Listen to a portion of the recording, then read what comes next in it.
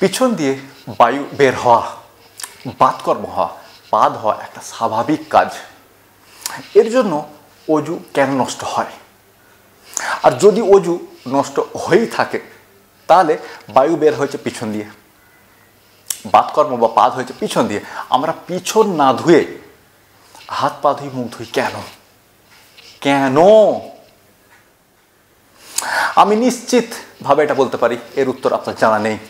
আপনার তো দূরের কথা, এই প্রশ্ন যদি কোনো জ্ঞানী মানি আলেম উলেমাকে করে দেন, তারও পিছন দিয়ে বায়ু বের হয়ে যাবে, বাতকর্ম হয়ে যাবে, পাদ হয়ে যাবে, এমনকি পিছন হলুদও হতে পারে, সামনের দিকটা ভিজেও যেতে পারে। এ ধরনের প্রশ্ন আমাদের নন মুসলিম ভাইরা করে থাকেন, আমাদের নাস্তিক ভাইরা করে থাকেন, আমাদের ইসলাম বিদ্বেষী ভাইরা করে থাকেন, আমাদের আহলে কোরআন ভাইরাও করে থাকেন। কেননা তারাও নন মুসলিমই, তারা বাংলাদেশি খ্রিস্টান। তবে সমস্যা নেই, মানুষ প্রশ্ন করতেই পারেন, আল্লাহ সুবহানাহু ওয়া তাআলা প্রশ্ন করাকে উৎসাহিত করেছেন। কিন্তু আমি নিশ্চিত এ প্রশ্নের উত্তর আপনার জানা নেই। যদি আজকের ভিডিওটা সম্পূর্ণ না দেখেন তাহলে এই প্রশ্নের উত্তর আপনি কখনো জানতেও পারবেন না। যাই হোক, এখন আপনার দায়িত্ব সম্পূর্ণ ভিডিওটা মনোযোগ সহকারে দেখা। আর যদি মনে হয় ভিডিওটা ইনফরমেটিভ, ভিডিওটা তথ্যবহুল, ভিডিওটা দিন এবং যাদের জন্য কল্যাণকর হতে পারে, যদি মনে হয় এই ভিডিও আপনার মনে ওঠা প্রশ্নগুলোর উত্তর দিতে পারে, তাহলে ভিডিওটা একটু কষ্ট করে শেয়ারও করা, তবেই আরও বহু মানুষ তাদের মনে ওঠা প্রশ্নগুলোর উত্তর পেতে পারে আপনার একটা শেয়ারে। সুতরাং শেয়ার করুন আর করতেই থাকুন। এর সঙ্গে সঙ্গে সম্পূর্ণ ভিডিওটা দেখার পর আপনার কি মনে হলো সেটা অবশ্যই আমাকে ভিডিওর কমেন্টে জানাবেন। এছাড়াও যদি আপনাদের কোনো প্রশ্ন থাকে তাহলে সেটাও করে ফেলুন ভিডিওর কমেন্টে, ইনশাল্লাহ আপনার প্রশ্নের উত্তর দেওয়া হবে। দুটো শর্ত রয়েছে, শিশুসুলভ প্রশ্ন করবেন না, আর প্রশ্ন করে উত্তর জন্য তাহলে করবেন না।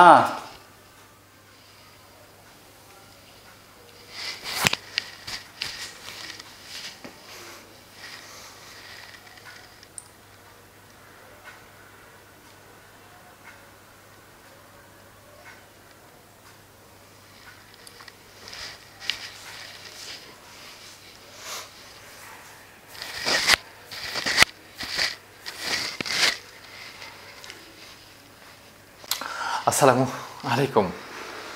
আমাদের একজন ভাই খুবই সুন্দর একটা প্রশ্ন পাঠিয়েছেন।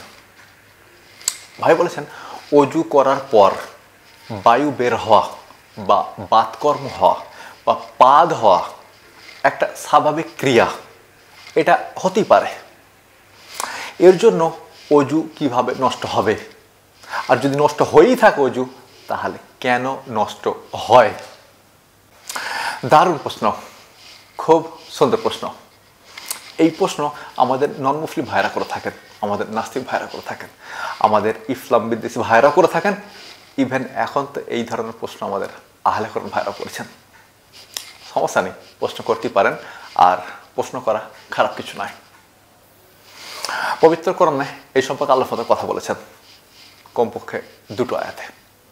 এটা রয়েছে পবিত্র কোরআনের ১৭ নম্বর সূরা নাহাল আয়াত নাম্বার ৪৩ এবং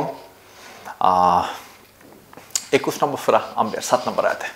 ফাসয়ালু আহলা যিকরি ইন কুনতুম লা তা'লামুন। যদি কোনো বিষয় তোমার জানা না থাকে তাহলে তাকে জিজ্ঞেস করে নাও যে জানে। যদি কোনো বিষয় তোমার জানা না থাকে তাহলে তাকে জিজ্ঞেস করে নাও যে জানে। ফাসয়ালু আহলা যিকরি ইন কুনতুম লা তা'লামুন। যদি কোনো বিষয় তোমার জানা না থাকে তাহলে তাকে জিজ্ঞেস করে নাও যে জানে। এই যেমন ধরুন আপনি যে প্রশ্নটা করেছেন, এই প্রশ্নের উত্তর আমাদের কারোর জানা নেই, কারোর জানা নেই যে বায়ু বের হলে, বাতকর্ম হলে, পাদ হলে অজু কেন ভেঙে যায়। আর যদি অজু নষ্ট হয়েই থাকে তাহলে আমরা পিছন না ধুয়ে হাত মুখ ধুই, পা ধুই কেন? উচিত ছিল পিছন ধোয়া, কিন্তু আমরা পিছন না ধুয়ে হাত মুখ ধুই, পা ধুই কেন? এ প্রশ্নের উত্তর আমাদের কারোর জানা নেই। এখন যদি আপনি প্রশ্ন না করতেন তাহলে এ প্রশ্নের উত্তর অজানাই রয়ে যেত। এখন আপনি প্রশ্ন করেছেন, যার জন্য আমরা উত্তরটা জানতে পারছি। যাই হোক, এই সম্পর্কে আমরা একটু পরে কথা বলবো। সর্বপ্রথমে একবার হাদিসগুলো আমরা দেখে নেব।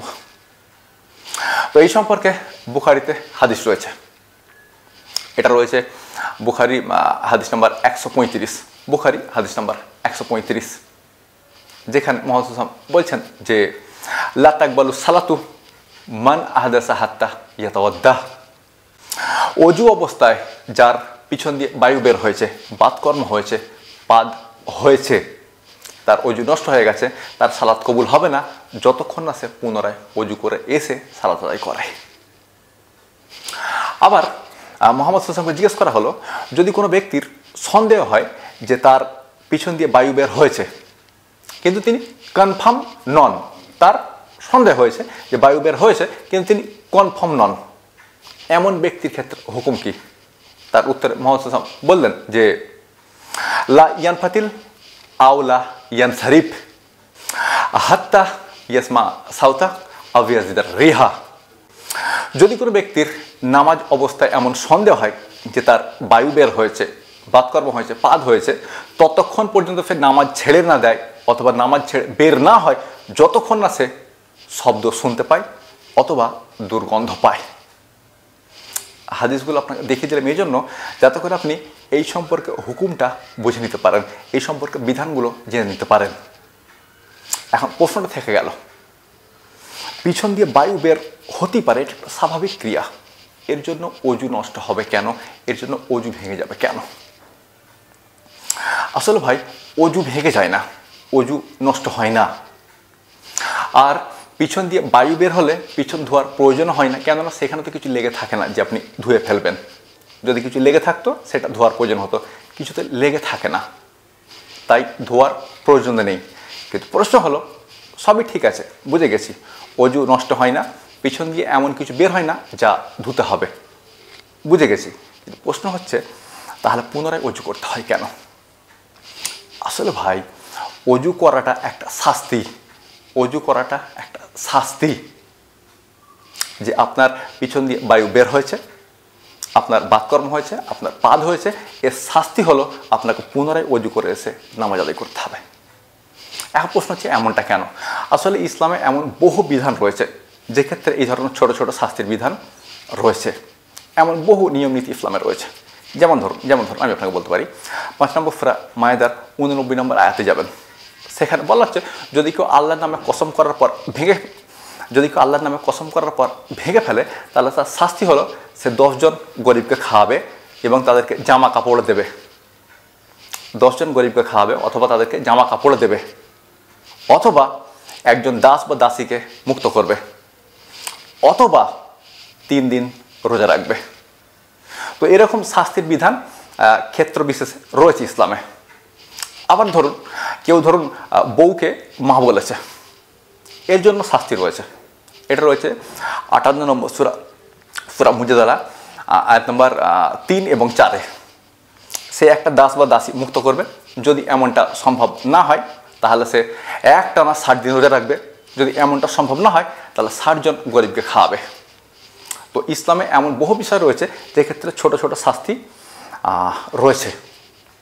একইভাবে পিছন দিয়ে বায়ু বের হওয়ার শাস্তি হলো, বাতকর্ম হওয়ার শাস্তি হলো, পাদ হওয়ার শাস্তি হলো পুনরায় অজু করে এসে নামাজ আদায় করা।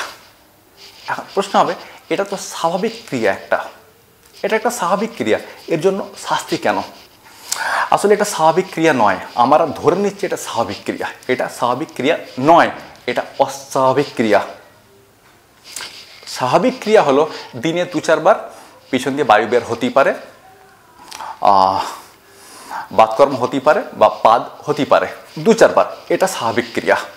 কিন্তু সারা দিন বের হওয়াটা স্বাভাবিক ক্রিয়া নয়, এটা অস্বাভাবিক ক্রিয়া।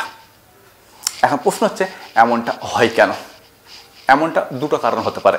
1, আমরা এমন খাবার খাই যা আমাদের খাওয়া উচিত নয় কিন্তু আমরা জবরদস্তি খাই। আর 2, আমরা ততটা খাই যতটা খাওয়া উচিত নয়, অর্থাৎ আমরা প্রয়োজনের বেশি খাই। এই 2 কারণে অস্বাভাবিকভাবে আমাদের পিছন দিয়ে বায়ু বের হয়। দিনে 2-4 বার বের হওয়াটা স্বাভাবিক, কিন্তু দিনে 20-25 বার 50 বার বের হওয়াটা, 100 বার বের হওয়াটা অস্বাভাবিক। এটা এজন্য হয় আমরা এমন খাবার খাই যা আমাদের খাওয়া উচিত নয়, নয়তো যতটা খাওয়া উচিত তার চাইতে অনেক বেশি খাই। আর পবিত্র কোরআনে এই সম্পর্কে আল্লাহ তাআলা কথা বলেছেন দুটো আয়াতে।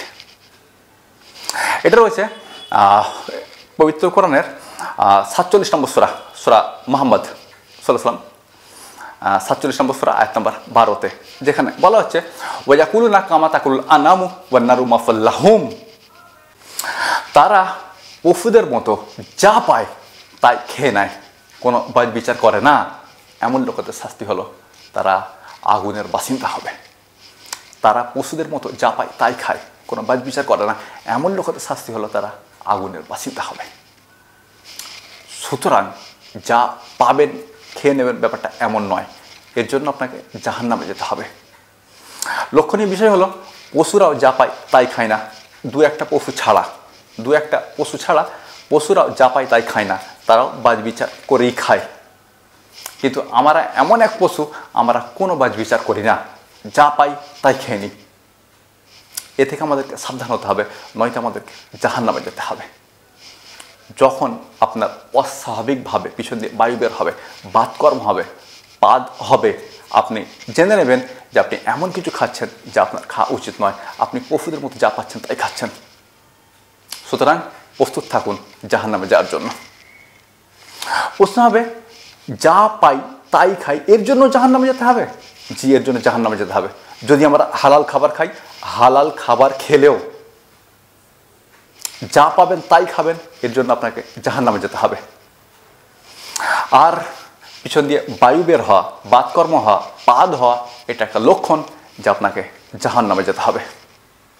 এটা আপনার জন্য একটা সিগন্যাল যে সাবধান হয়ে যান, আপনাকে এর জন্য জাহান্নামে যেতে হতে পারে। এই সম্পর্কে আরও এত পবিত্র কোরআনে এটা রয়েছে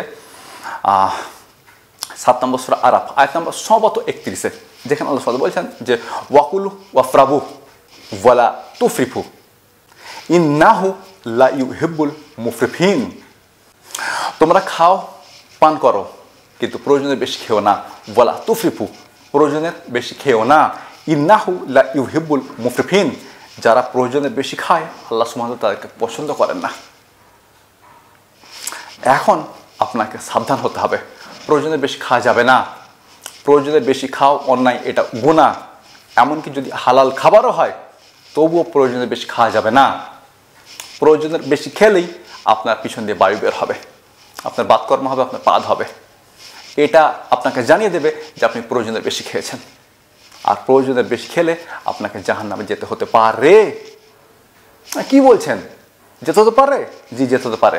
এগুলো এই জন্য নতুন বলে মনে হচ্ছে কারণ আমাদের আলেম সমাজে এগুলো আমাদেরকে কোনোদিন বলেনি, এগুলো আমাদেরকে শেখায়নি, অথচ এগুলো ইসলামের বিধান আমরা জানি না। এই জন্য আমার থেকে যখন শুনছেন তখন এটা নতুন বলে মনে হচ্ছে, আসলে এগুলো নতুন বিষয় নয়। ইসলাম প্রত্যেকটা বিষয়ে নীতি নির্ধারিত করে দিয়েছে, আপনি কিভাবে খাবেন, কিভাবে খাবেন না, কিভাবে পান করবেন, কিভাবে পান করবেন না, প্রত্যেকটা বিষয়ে নীতি নির্ধারণ করে দিয়েছে। আর আপনাকে সেভাবে চলতে হবে, এটাই সর্বোত্তম, এটাই বৈজ্ঞানিক, এটাই সায়েন্টিফিক। আপনি যদি যা পান তাই খান, তার জন্য আপনাকে জাহান্নামে যেতে হতে পারে। পরিষ্কার আয়াত রয়েছে, আমি আপনাকে দেখে দিয়েছি। যদি প্রয়োজনের বেশি খান তাহলেও আপনাকে জাহান্নামে যেতে হতে পারে, কেননা ইন্নাহু লা ইউহিব্বুল মুফরিফিন, আল্লাহ সুবহানাহু ওয়া তাআলা তাদেরকে পছন্দ করেন না যারা প্রয়োজনের বেশি খায়। সুতরাং যা পাবেন তাই খাবেন, এমনটা করবেন না, আর প্রয়োজনের বেশি খাবেন না। আর এই দু ক্ষেত্রেই আমাদের পিছন দিয়ে বায়ু বের হয়, বাতকর্ম হয়, পাদ হয়, যেটা আপনাকে সিগন্যাল দিচ্ছে, যেটা আপনাকে বলে দিচ্ছে যে আপনি যা পাচ্ছেন তাই খাচ্ছেন, নয়তো প্রয়োজনের বেশি খাচ্ছেন। সাবধান হয়ে যান, আপনাকে জাহান্নামে যেতে হতে পারে। আর এ কারণেই ছোটোখাটো একটা শাস্তির বিধান করেছে ইসলাম, যে যদি আপনার পিছন দিয়ে বায়ু বের হয়, বাতকর্ম হয়, পাদ হয়, তাহলে আপনার অজু নষ্ট হয়ে যাবে, আপনাকে পুনরায় অজু করে এসে নামাজ আদায় করতে হবে। এটা একটা শাস্তি, যাতে করে আপনি সাবধান হয়ে যান। আপনি বুঝতে পারছেন, এটা একটা শাস্তি, যাতে করে আপনি সাবধান হতে পারেন যে হয় আমি প্রয়োজনের বেশি খাচ্ছি, নয়তো যা পাচ্ছি তাই খাচ্ছি, এতই আমাকে সাবধান হতে হবে।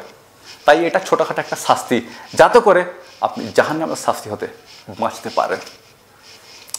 এই জন্যই পিছন দিয়ে বায়ু বের হলে, বাতকর্ম হলে, পাদ হলে আপনাকে অজু করে এসে নামাজ আদায় করতে হয়। আমার মনে হয় ব্যাপারটা পরিষ্কার।